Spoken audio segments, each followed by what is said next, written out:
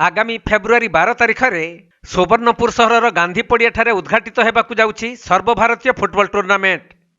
तेबे सहरर प्रतिष्ठित मझीपड़ार रामधुन क्लब पक्षर आयोजित यह टूर्नामेंटर फाइनाल खेल फेब्रुआरी 18 तारिख में आयोजित हेबो। एही टूर्नामेंट पई ओडिशा प्रदेश तथा बाहर राज्यर बछा बछा 8टी फुटबॉल दल को निमंत्रण दिया जाइछि। तेबे फाइनाल खेल में आर्जेंटीना और ब्राजिल देशर आंतर्जातिक खेलाड़ी माने जोग देबे बोली आयोजित एक सांबादिक सम्मेलन में रामधुन क्लब पक्षर सूचना दिया जाइछि।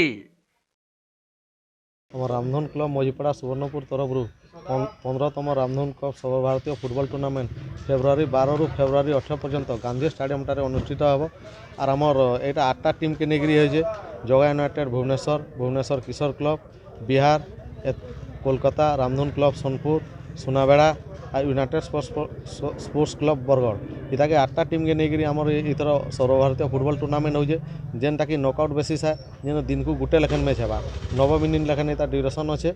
आउ इथर टूर्नामेंट आमर गोटे मुख्य है जे आमर गांधी स्टेडियम पूरा ग्रासी है जेनटा कि गोटे प्लेयर को खेलवार लगी बहुत भल लगवा जेनटा कि आमर आगु भी टूर्नामेंट माने है से ग्रास ही नहीं थे एक बर्तमान ग्रास फ्रास लगे गोटे जबरदस्त है फिल्ड गोटे खेलवार के भी बढ़िया लगवा। आउ समस्त को मु कहूँ जे इथर टूर्नामेंटा केमती सक्सेस है समस्त सहयोग एतकी मुझे कामना करूँ। मुख्य आकर्षण आम फाइनाल मैच रे ब्राजिल ना आर्जेंटीनार जे गोटे इंटरनेशनल प्लेयर टे आसबे।